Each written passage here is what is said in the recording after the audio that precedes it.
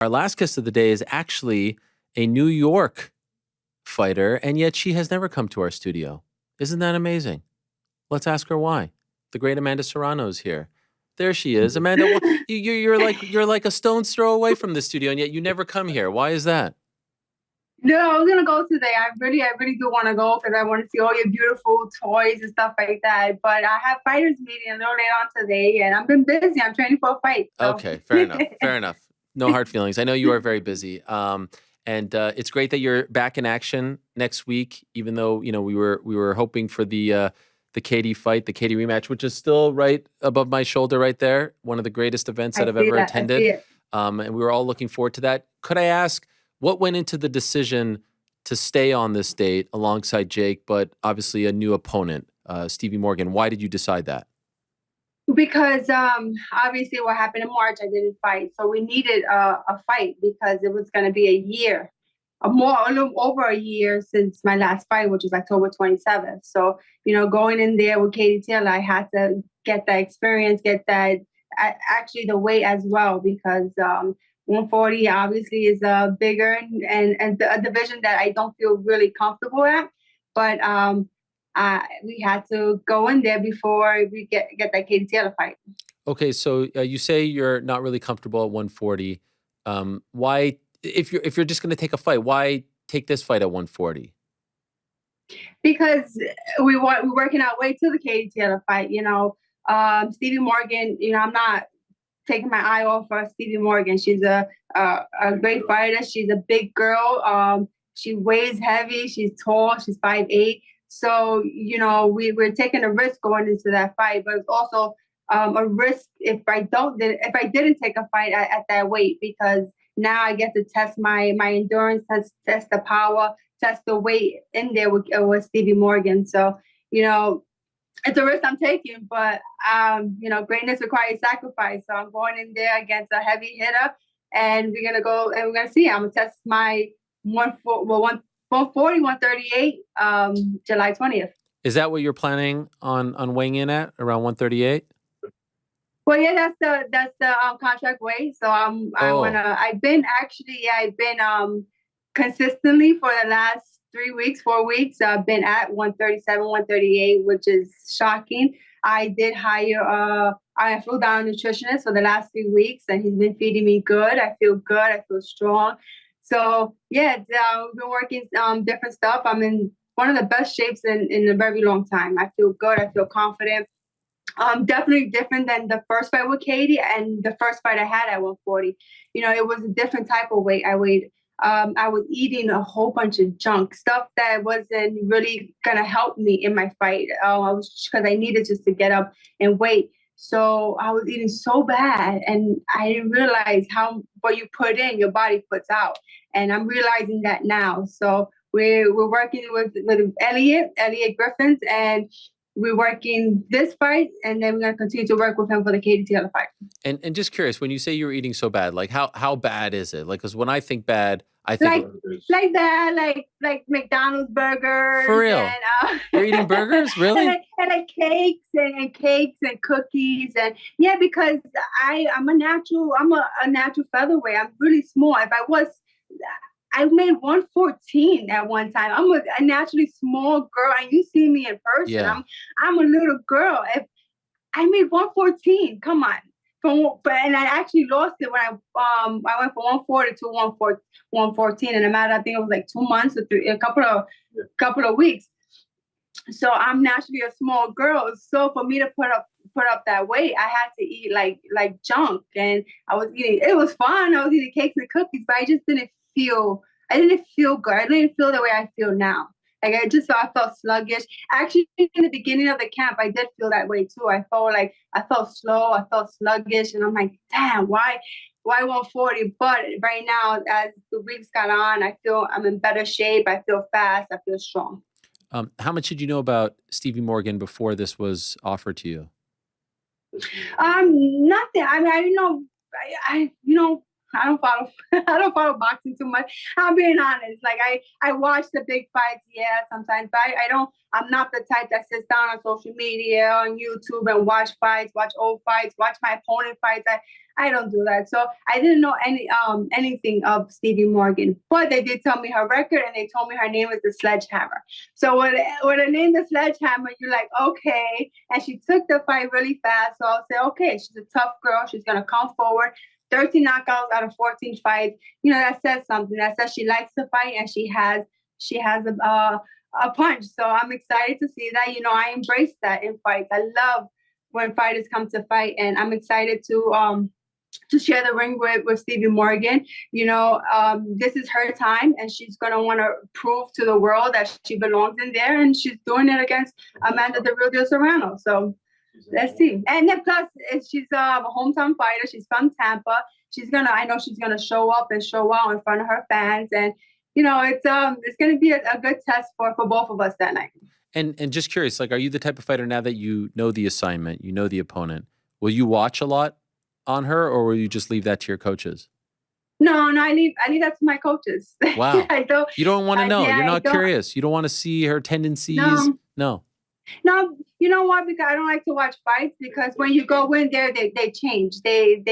It's a different fighter. They're fighting Amanda Serrano, so they're not fighting the opponent that I'm watching. And we have different styles, we have different power. So it always tend if I watch a fight and I go in there with a girl, it's a totally different girl, Yeah. a totally different game plan, and our game plan that we worked on goes out the window. So we work on everything in the gym, so we're able to adjust when we at the fight. This fight, 2-minute rounds, not 3. Why did you go that route? Well, okay, we're you know my thoughts on the 3 minutes. I really wanted to continue my 3 minute journey in this fight because I wanted to show that women can do it. We're capable of doing whatever we put our minds to, and that was my choice. That's our choice, and I really wanted to do it. I honestly thought that Katie was gonna do it. She's I heard her before in interviews say that she was willing to do it, and she chose to do the 2-10-2. That was like the number one thing that her team kept insisting it has to be 10-2, it has to be 10-2. So it was like, okay, it's Katie's belt, it's Katie's weight, 10-2, okay, it's 10-2. So we were scheduled for the 10-2. So to fight Stevie Morgan, we're working our way to the Katie Taylor fight. That pace, 12-3 and 10-2, the pace is totally different. You know, obviously going out there, losing that extra minute, you're going out there and it's just like, it's a sprint.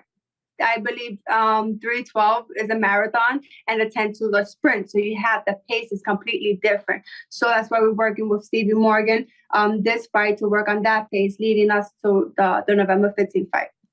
And just curious, was there ever any talk of just keeping the Katie fight on this date, or was it always paired with the Jake Tyson fight, and you knew that once that fight was off, that you guys were going to be postponed as well? Yeah, no, I believe it was always with the Jake and Tyson and Netflix. I mean, it's a great opportunity for both of us. We're both deserving of that great platform, and I think a lot more people would have been able to see a great female fight. And there was no part of you that thought, like, this is such a big fight, the Katie fight, let me just wait a few months and not take it. You know, sometimes the fighting gods have weird plans. Like, look at what happened with Tyson Fury and Francis Ngannou, and they announced the Usyk fight before that fight, and then Francis almost shocked the world. Like, was there any part of you saying, like, let me just chill for the next few months so that nothing weird happens between now and November? No, because it would have been a risk for me too to wait that long. My last fight was October 27th, and it would have been over a year since I've been in the ring. So I think I needed to go in the ring. You know, training in the gym and fight is two different stories. So I needed to go out there and perform in front of a crowd and fight. And then now we got this great opportunity to fight again in Tampa. At the weight where I'm supposed to be fighting Katie Taylor, so I can feel comfortable at that weight. That's why we didn't go back to 126 to defend my titles, because my coach Jordan said it doesn't make any sense to go back down, to come back up and feel comfortable at 138. So at least when I get to the Katie Taylor fight, I know I feel comfortable and I'm confident in the weight. You know, we spoke briefly on the stage there a couple of months ago in in Harlem at the Apollo Theater, but we haven't had a chance to like actually speak in an interview setting about March, about Puerto Rico. And so could I, like when I was getting word, I was in the ring after Jake's victory that night, and they told me to stay in the ring because you were going to come out to make an announcement. And I remember standing there talking to you, and the look on your face. I mean, you looked broken. You were so sad, and I know it was such a big deal for you to be back home headlining.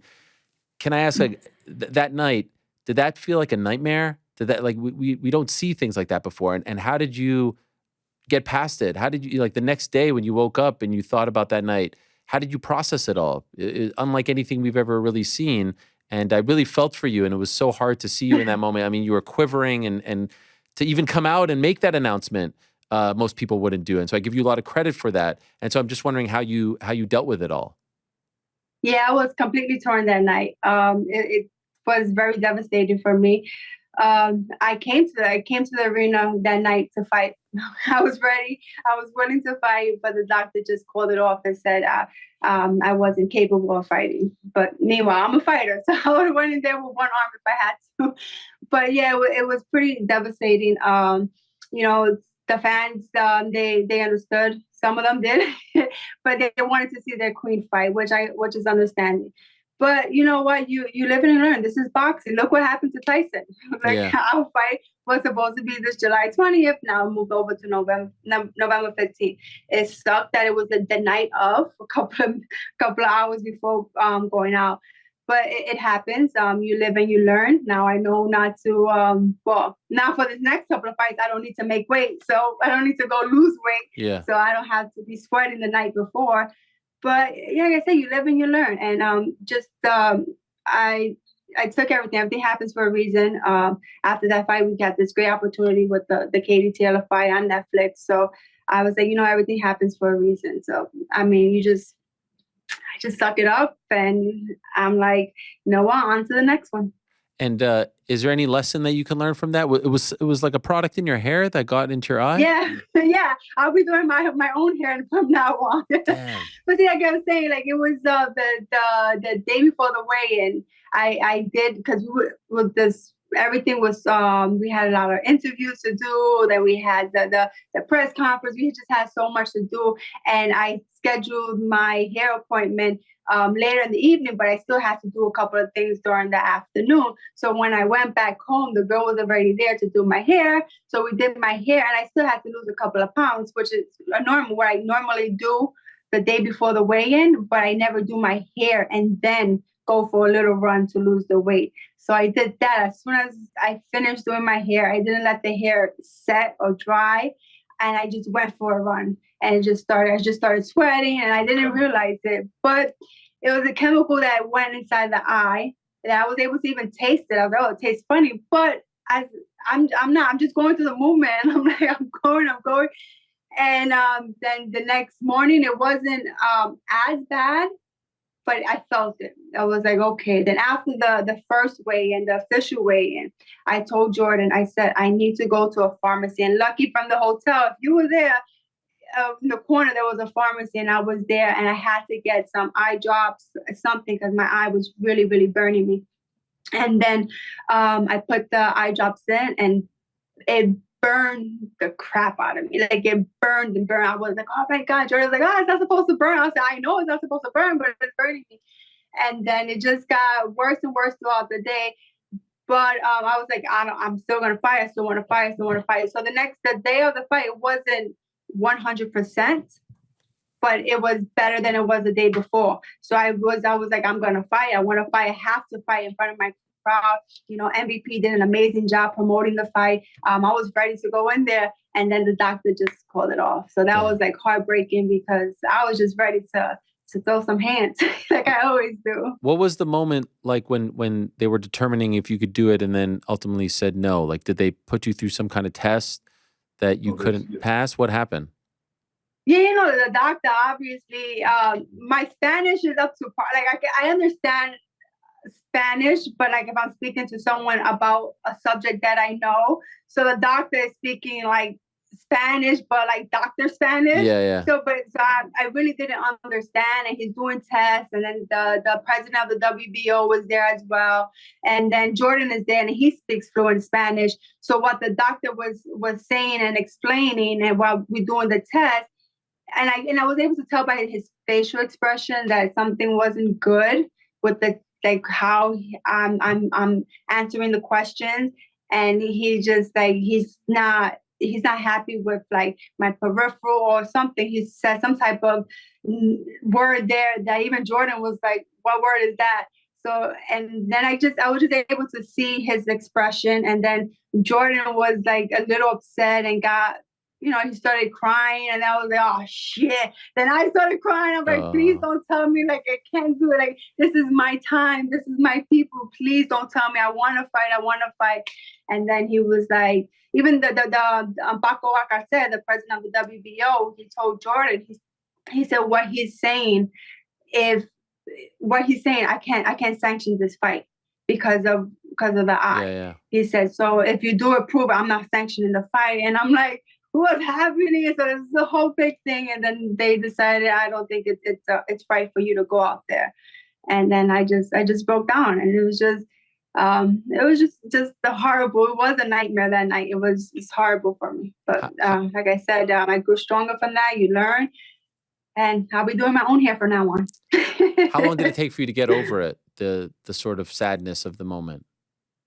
I believe maybe about a month. Wow. A month, and then then we was getting all these talks about the rematch with Katie Taylor and the Netflix. So that got me a little more excited, so I can redeem myself and fight again. So I was like, okay.